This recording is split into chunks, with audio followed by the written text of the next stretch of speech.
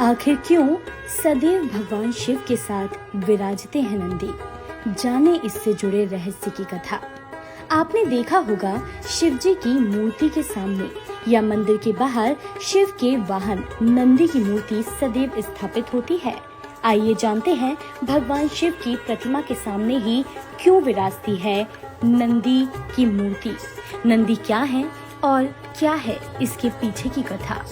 शिव पुराण की कथा के अनुसार शिलाद मुनि के ब्रह्मचारी होने जाने के कारण वंश समाप्त होता देख उनके पितरों ने चिंता व्यक्त की। मुनि योग और तप आदि में व्यस्त रहने के कारण वे गृहस्थ आश्रम में प्रवेश नहीं करना चाहते थे।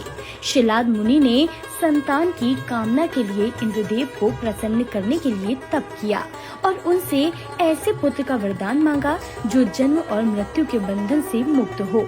इंद्रदेव ने इसमें अपनी असमर्थता जाहिर की, लेकिन उन्हें भगवान शिव को प्रसन्न करने के लिए सलाह दी गई।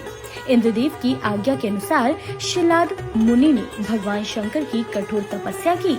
उनकी तपस्या से प्रसन्न होकर भगवान शिव ने स्वयं शिलाद के पुत्र के रूप में प्रकट होने का वरदान दिया।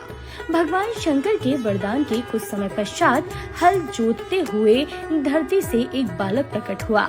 शिलाद मुनि ने उन्हें शिव का वरदान समझा और उनका नाम नंदी रखा।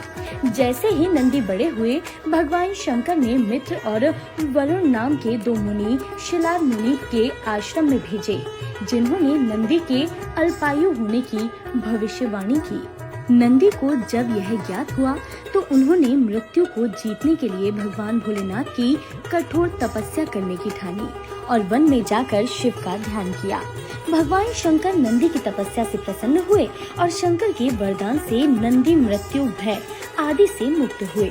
भगवान शंकर ने माता पार्वती की सम्मति से संपूर्ण गणों और वेदों के समक्ष गणों के अधिपति के रूप में नंदी का अभिषेक करवाया।